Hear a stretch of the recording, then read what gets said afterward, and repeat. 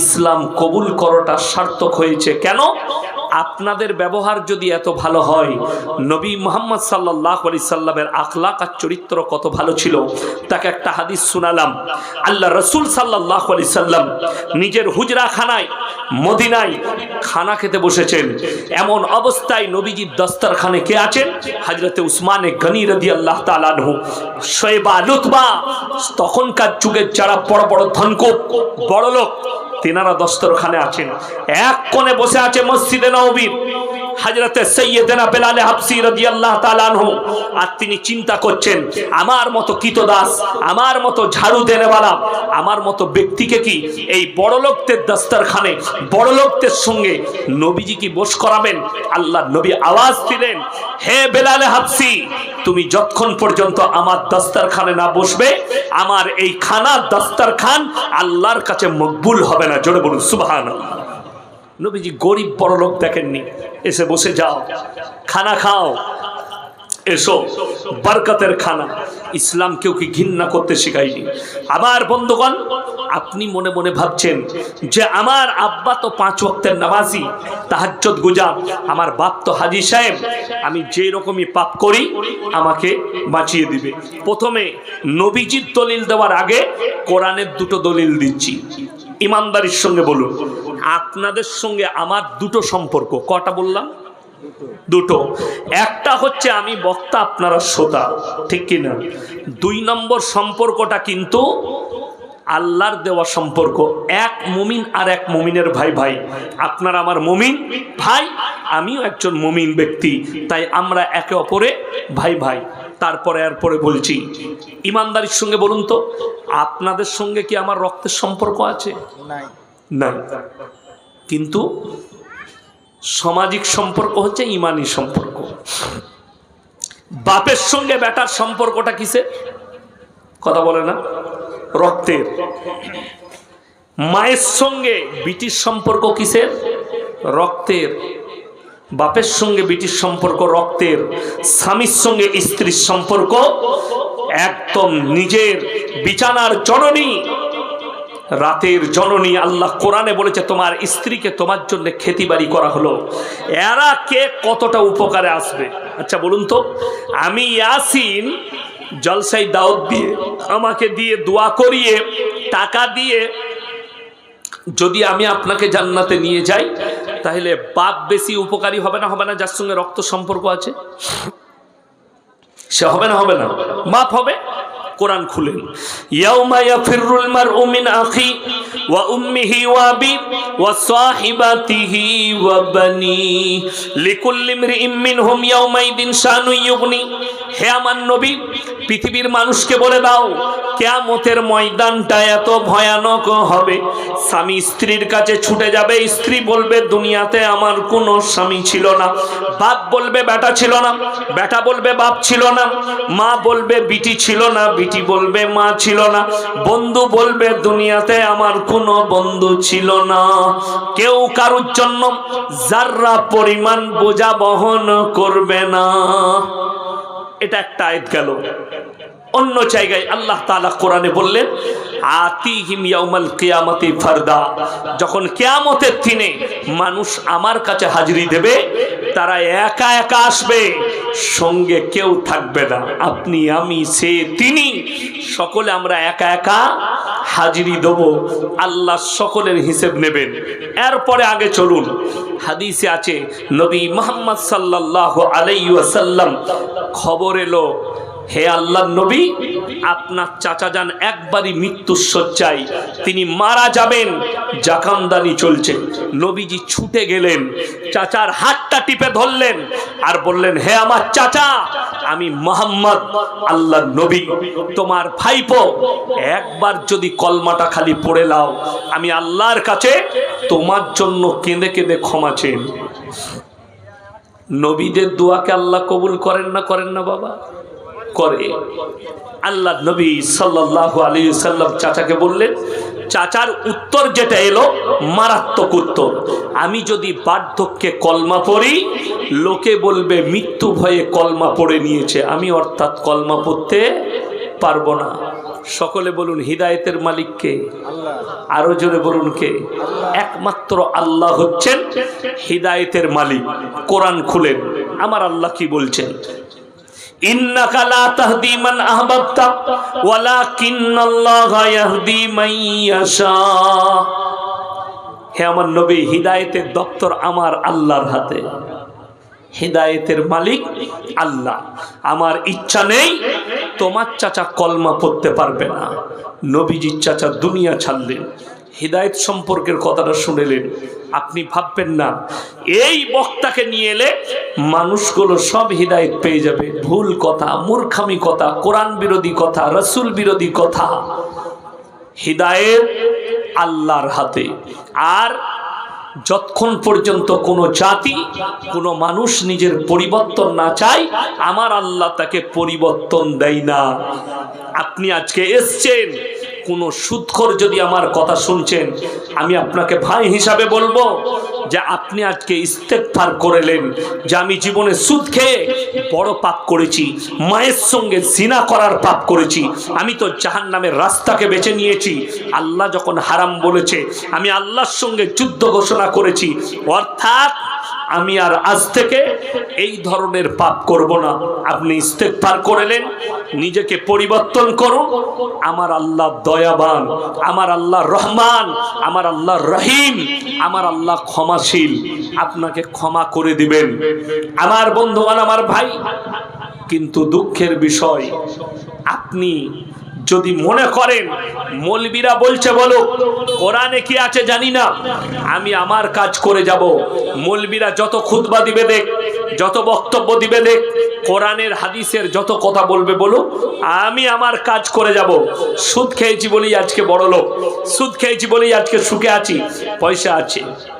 আমার বন্ধুগণ, আমার ভাই, কোরআনে আছে ইন্নাল্লাযীনা কাফারু সাওয়াউন আলাইহিম আনজারতাহুম আম লাম তুনজিরহুম লা ইউমিনুন। হে আমার নবী, বলে দাও, যত কোরআন শোনাবে শোনাও, যত দাওয়াত দিবে দাও, কিন্তু তারা হিদায়েত পাবে না। কারা? আল্লাহ কোরআনে দলিল দিলেন, সূরা বাকারার ২য় পৃষ্ঠা, খতামাল্লাহু আলা কুলুবিহিম। যত বলবে বলো, যত দাওয়াত দিবে দাও, আর যত মৌলবি ডাকবে ডাকো। তারা এত পাপ করেছে, এত পাপ করেছে জিদ করে, আমি আল্লাহ তাদের দিলেতে মোহর মেরে দিয়েছি, তালা মেরে দিয়েছি। কুলুব মানে হচ্ছে হৃদয়। দেখবেন ব্যাংকের মানুষ লোন নেয় না, লোন নিয়ে একটা বাড়ি করেছে, সেই বাড়ির পয়সা মিটাইনি, ব্যাংকওয়ালারা এসে সিল করে, বাড়িটাকে সিল করে না, ধাপ্পা মেরে সিল করে দেয়। আমার আল্লাহ কোরআনে এই শব্দ ব্যবহার করলেন, খতামাল্লাহু আলা কুলুবিহিম, তাদের কুলুব, হৃদয়ে তালা মারা গেছে, যত দাওয়াত দিবে দাও প্রবেশ করবে না। ওয়ালা সামিহিম, তাদের কানেতে মোহর মেরে দিয়েছি, যত বলবে বলো কানে আর প্রবেশ করবে না। ওয়ালা আবসারিহিম গিশাওয়া, তাদের চোখেতে পর্দা পড়ে গেছে, যত দাওয়াত দিবে দাও তারা আর কবুল করবে না। ওয়ালাহুম আযাবুন আযীম, তাদের জন্য পরকালে শুনিয়ে দাও আমি আল্লাহ কঠোর শাস্তি রেখে দিয়েছি। এটা শুধু নয়, এর থেকেও ডেঞ্জার আয়াত, আপনার চোখ দিয়ে পানি পড়বে যদি কোরআনের আয়াত শুনেন, এর থেকেও ডেঞ্জার। ৮ পারা, পারা নম্বর ৮, কত বললাম? ৮, একবারই প্রথম পৃষ্ঠা, প্রথম আয়াত, কিসের? ৮ পারা। ওয়ালাউ আন্নানা নাযালনা ইলাইহিমুল মালাইকা ওয়া কাল্লামাহুমুল মাউতা ওয়া হাশারনা আলাইহিম কুল্লা শাইইন কুমুলা মা কানু লিয়ুমিনু ইল্লা আন ইয়াশা আল্লাহ ওয়ালাকিন্না আকসারাহুম ইয়াজহালুন।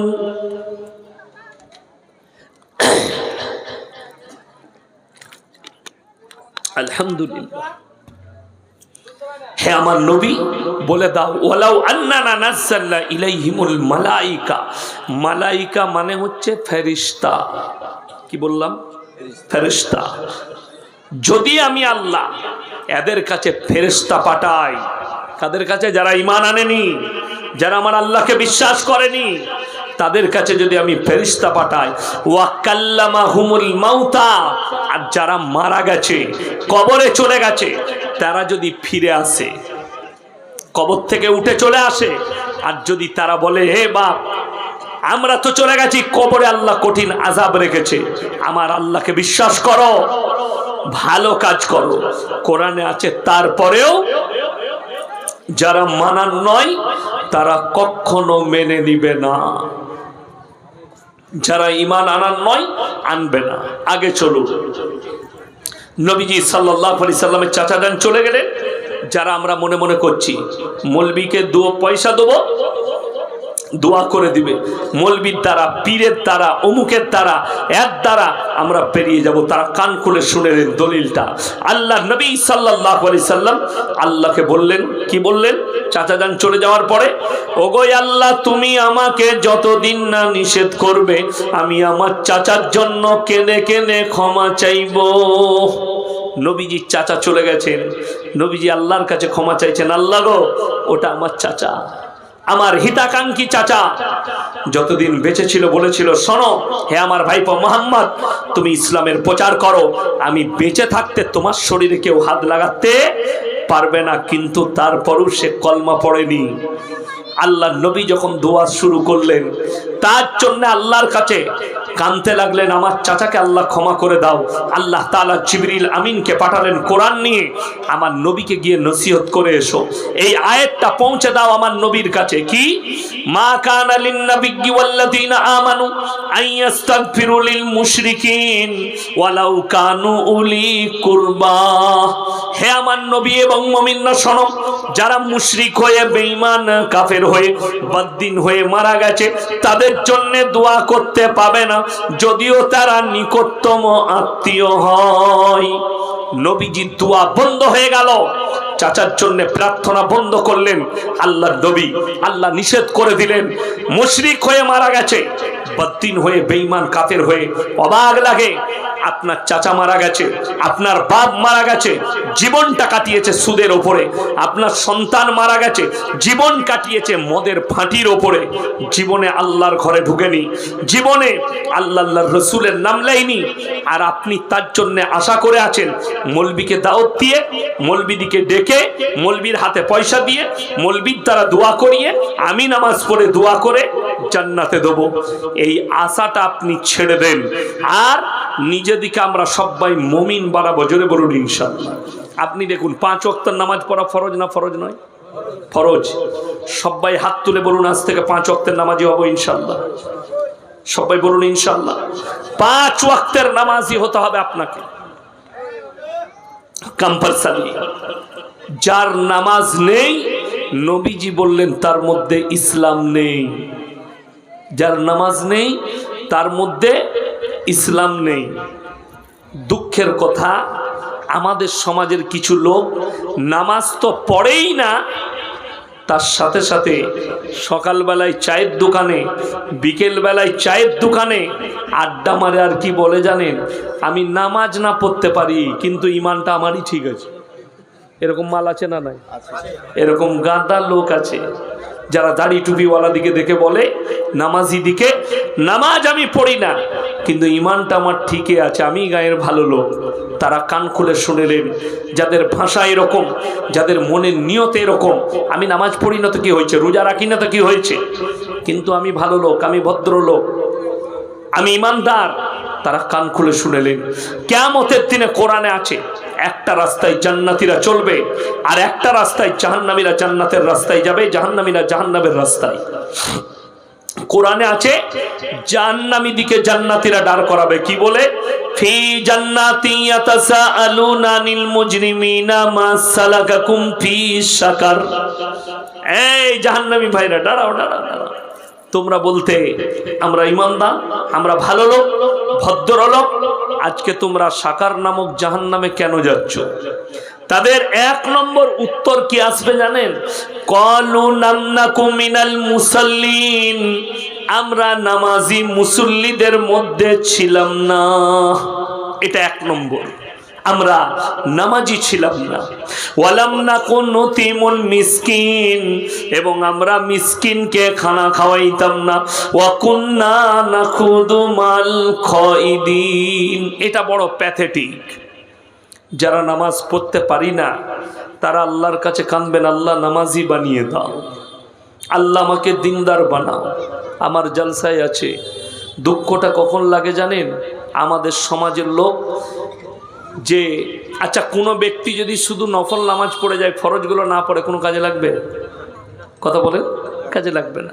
আমাদের দেশের অবস্থাটা তাই, ফরজ নামাজ পড়ে না কিন্তু নফল ছাড়ে না। আপনাকে দেখিয়ে দেবো, কোনোদিন নামাজ পড়ে না। আপনি বলুন, কোনো ব্যক্তি যদি জানাজার নামাজ গ্রামে আছে, তার কাজ পড়েছে, সে চলে গেছে, গুনাহ হবে? তার গুনাহ হবে না। জানাজার নামাজ কেউ ছেড়ে দিলে, সে যদি কাজে চলে যায়, গুনাহ নেই। কিন্তু কোনো ব্যক্তি যদি জেনে শুনে ফরজ নামাজ ছাড়ে, গুনাহ হবে না? হবে না। আপনাকে দেখিয়ে দেবো, গ্রামে মাইয়াত হয়েছে, জোহরের পরে জানাজার নামাজ হবে, জোহরের নামাজের পরে আমাদের দেশের বেনামাজিগুলো উজু করে গিয়ে দাঁড়িয়ে আছে জানাজার জায়গায়, নামাজ পড়ে না। এক জায়গায় আমার এলাকায় আমার এক আত্মীয় মারা গেল, আমরা বাপ বেটা গেলাম জানাজা পড়তে। তো সেখানে আমাদের এক ছাত্র ছিল ইমাম। তো তাকে বললাম কখন জানা যাবে? আসরের পরে। ঠিক আছে, আমরা আসরের নামাজ পড়ছি। গেলাম, আসরের নামাজ পড়লাম। নামাজ পড়ে বেরিয়ে দেখছি 3 কাতার লোক দাঁড়িয়ে আছে। কোন মাল কটা? বেনামাজি কটা। আর যারা আসল নামাজি তারা পেছনে। নামাজটা কত হবে, ভালো হবে বলুন? হবে। যাই হোক, সেটা যা গেল গেল। এসে দেখছি আমার ছাত্র আমার পাশে দাঁড়াচ্ছে। আমি, তুই যে ইমাম, নামাজকে পড়াবে? বলে এক হুজুর আসছে। হুজুর কোথা পাবে? সে হারামখোর প্যান্ট শার্ট পরে এইছে। বলছে কোন পীর সাহেবের ছেলে প্যান্ট শার্ট পরে। সে কিন্তু ফরজ নামাজ পড়েনি আজ আসরে। সে মালু দাঁড়িয়ে ছিল সাইডে, মানে তার নামাজ নাই। বলছে মুখস্থ, যা বুঝে করগা। আমি বললাম জানাজার নামাজটা গেল। আমার আব্বাজি বললে ঝামেলা করো না তুমি। আমাকে, আমার চাচা ছিল, চাচা বললে, আমার চাচা নামাজের পরই চিল্লিয়ে বলতে লাগলো, দাস নামাজই হলো না, যা, সব বরবাদ হয়ে গেল, ইমাম ফরজ নামাজ পড়ে নাই। ভেবে দেখুন এদের অবস্থা এমন। যেমন একটা ছেলের চাঁচলে বাড়ি, সে বিয়ে করতে এসছে। আপনাদের গ্রামটার নাম কি? এটা রনঘাট। এখানে বিয়ে করতে এসছে। গ্রামে ঢুকেই বলছে, ভাই মসজিদ খান কোথায় গো? বলে যে সামনে। বললে জামে মসজিদ? হ্যাঁ। ঢুকে উজু করে 2 রাকাত নফল নামাজ পড়ছে। ওর দাদি শিখিয়েছে। তো দাদিও মার খাবে, তুইও খাবি। দাদির হাদিস এটা। এখন নামাজের নিয়ত বেঁধে 2 রাকাত নামাজ পড়েছে। গ্রামের মানুষ বলছে যে সুজা ব্যাপার, ওদের জামাই যাহাতা পরেজগার গো। ও যে নামাজ পড়লো, কি নামাজ? 2 রাকাত নফল। এটা গায়ের লোক দেখেছে মসজিদে ঢুকে। আর পাড়ার মেয়েরা বলছে যেমন তেমন জামাই পেয়েছে, খুব ইমানদার, 2 রাকাত নামাজ পড়লো। আর যখন জোহরের নামাজ হচ্ছে, হারামখোর সিগারেট খাচ্ছে গাছতলায় বসে, আর নামাজ নেই। কেন? আমার দাদি শিখিয়ে দিয়েছে 2 রাকাত বিয়ের জন্য নফল পড়বি, আর জীবনে পড়বে না। নাউজুবিল্লাহ। আল্লাহ হেফাজত করুক এই সমাজকে, মুসলিম সমাজকে। নামাজ কম্পালসারি, 5 ওয়াক্তের নামাজ ফরজ। যারা চিৎ করে বলবে নামাজ পড়বো না, আমরা ইমানদার। চলুন, অকুন্না নাকুদু মাল কাইদিন, এটা বড় ডেঞ্জার। নামাজি দাড়ি টুপিওয়ালাকে দেখে হাসি ঠাট্টা বিদ্রুপ করত, তাদের সঙ্গে আমরাও হাসতাম আর মজাক উড়াতাম। আমরা नमाजी दाढ़ी टूपी वालाদের मजाक उड़ाने वालों में से हम थे, इसीलिए अल्लाह ने हमको जहन्नम में भेजा। वकुन्ना नुकज़्ज़िबु बियौमिद्दीन, আর বিচারের দিবস কিয়ামতের দিনকে আমরা মিথ্যা বলে মনে করিতাম। কিয়ামতের ময়দানের একটা খালি ভয়াবহতা শুনিয়ে দিই। সবাই আজ থেকে বলুন নামাজি হব ইনশাআল্লাহ, ইমানদার হন। কি ভয়াবহতা? জাহান্নাম যখন তর্জন দিতে লাগবে, গর্জন দিতে লাগবে জাহান্নাম, যে আমার উপরে খাদ্য নিক্ষেপ করো জাহান্নামী দিকে, তার আগুন উতাল মারবে, লিলিহান সিগা উঠে যাবে। কোরআনে আছে সূরা সিজদায়, রব্বানা ইয়াবসারনা ওয়াসামিনা ফারজিনা নামাল সলিহা ইন্না মুকিনুন। সেদিনে জাহান্নামীরা জাহান্নামের লিলিহানসিকা দেখতে পাবে, তর্জন গর্জন শুনতে পাবে। তারা বলবে, ওগো আল্লাহ, আমরা জাহান্নামের আগুন দেখতে পেলাম, আমরা তর্জন গর্জন শুনতে পাচ্ছি, আজকে আমাদিকে আর একবার দুনিয়াতে ফিরিয়ে দাও, ভালো কাজ করব, নেক আমল করে আনবো। আমার আল্লাহ উত্তর দিয়েছেন কোরআনে, এবং সেই দিনে আমার আল্লাহ উত্তর দেবেন, লাআমলাআন্না জাহান্নামা মিনাল জিন্নাতি ওয়ান নাসি আজমাইন। আমি জিন এবং ইনসানকে জাহান্নামটা পরিপূর্ণ করব জিন এবং ইনসান দ্বারা। কোরআন এটা, সূরা সিজদা। আপনার চোখ দিয়ে পানি আসা দরকার। মানুষ সেদিনে দাঁড়িয়ে কাঁদবে আর বলবে, হায় আফসোস। কোরআনে আছে অপর জায়গায় 30 পারায়, তারা বলবে, আমরা যদি মানুষ না হয়ে ওয়ায়াকুলুল কাফিরু ইয়া লাইতানি কুনতু তুরাবা, আমরা যদি মানুষ না হয়ে মাটি হতাম আমাদের জন্য কত মঙ্গল হতো। আজকে আমরা মানুষ, আমল করে আনতে পারিনি, সেদিনে জাহান্নামে প্রবেশ করবে। আমার প্রত্যেকটা দিনী ভাইকে অনুরোধ করব, সবাই নিয়ত করে নেন, আজ থেকে আমরা 5 ওয়াক্তের নামাজি হব। জোরে বলুন ইনশাআল্লাহ। আল্লাহর কাছে যতগুলো পাপ, নিকৃষ্ট পাপ হচ্ছে শিরকের পাপ। শিরকের পাপ এক মারাত্মক পাপ। এই পাপ থেকে বাঁচতে হবে। আপনার শিরকের কোনো অনুষ্ঠানে যাওয়া যাবে না, যেখানে শিরক হয় সেখানে যাওয়া যাবে না। আজকে আশ্চর্য লাগে, আমরা মুসলমান তো আমরা মানুষকে কি বলি, আমি এক্ষুনি একটু আগে বললাম যে মুসলমানদের জন্যে কোনো যদি ঠাকুরের উৎসব হয়, পুজোর অনুষ্ঠান হয়, সেখানে যাওয়া হারাম। কেন? মারাত্মক পাপের মধ্যে একটা পাপ হচ্ছে শিরকের পাপ। আপনি যেতে পারবেন না। অবাক লাগে আমাদের দেশে, আপনি মালদা ডিস্ট্রিক্টে দেখাবো, মুর্শিদাবাদে দেখাবো, বর্ধমানে দেখাবো, বাঁকুড়ায় দেখাবো, পুরুলিয়ায় দেখাবো, 24 পরগনায় দেখাবো, হাওড়ায় দেখাবো, হুগলিতে দেখাবো, যে ডিস্ট্রিক্টে বলবেন আমি আল্লাহর কৃপায় দেখিয়ে দেবো। কি আশ্চর্যের বিষয়, এই মুসলমানরা ফতোয়া দিচ্ছে, এই মুসলমানরা জানে আমার আল্লাহর কাছে ইন্না শিরকা লাযুলমুন আযীম, যতগুলো পাপ আছে নিকৃষ্ট পাপ হচ্ছে শিরকের পাপ। কোনো ব্যক্তি যদি জেনে বুঝে চিৎ করে শিরক করে, সেই গুনাহ আমার আল্লাহ ক্ষমা করবেন না। অথচ অবাক হবেন, গাছের নিচে, গাছের গোড়ায় মাটির খোঁড়া রেখে চাদর টাঙিয়ে মানুষ সেখানে সিজদা করছে। একটা অমুসলিম ভাই মাটির মূর্তি তৈরি করে সেখানে সিজদা করলে যদি শিরক হয়, তুমি গাছতলায় মাটি রেখে, মাটির খোঁড়া রেখে আগরবাতি মোমবাতি দিয়ে সেখানে সিজদা করলে এটা কি করে শরীয়ত হতে পারে? আমার বন্ধুগণ, আমার ভাই, আমি আপনাকে দুটো তথ্য দিয়ে যাব, রেকর্ডিং হচ্ছে। একটা, আমাদের দেশের অনেক মা বোন তারা মাজারে যায়, তারা কবরস্থানে যায়। একটা যুক্তি দিচ্ছি প্রথমে ফতোয়া দেওয়ার আগে, ইমানদারির সঙ্গে বলুন, আপনার গ্রামে কোনো স্বামী যদি মারা যায় ব্যক্তি, তার স্ত্রী কি কবরস্থানে যেতে পায়? কথা বলেন, পাবে? আমাদের শরীয়তে পাবে না। শুধু এটা আপনার নয়, আহলে হাদিস হোক, দেওবন্দি হোক, বেরেলি হোক, ফুরফুরা হোক, আজানগাছি হোক, তালতালা হোক, বেলতালা হোক, সে যদি মুসলমান বলে, কোন দলের কাছে এটা বৈধ নয় যে মহিলারা স্বামীর কবরে যাবে। বাম মরে গেলে বিটি কবরস্থানে যেতে পাই না। আমি ইয়াসিন মারা গেছে, আমার কবরে কি করে যাবে? কথাটা বুঝতে পেরেছেন না পারেননি? এটা একটা গেল। সব থেকে বড় ফুরফুরার দাদা হুজুর যিনি আছেন, তিনার ফতোয়া আছে লেখা, মহিলাদের মাজারে যাওয়া হারাম। আমার বেরেলবি ভাইদের সব থেকে বড় মৌলবি আহমদ রাজা বেরেলবি, তার কিতাবের নাম হচ্ছে ফতোয়ায়ে রিজবিয়া, ছাপা হয়েছে পাকিস্তান করাচিতে, খণ্ড নম্বর 24, পৃষ্ঠা নম্বর 497। সেখানে তিনি লিখেছেন, মেয়েদের মাজারে যাওয়া তো দূরের কথা, নিয়ত করাটাও হারাম। কি করা বললাম? নিয়ত করাটাও হারাম। এরপর একটা এক্সাম্পল দিই। এখন আমি বেঁচে আছি না নাই কথা বলছি, যখন আমার মধ্যে প্রাণ আছে, ইনি যদি আমাকে বলেন ইয়াসিন ভাই 50 টাকা দেন, আমি পকেট থেকে বার করে দিতে পারবো না? পারবো না? পারবো?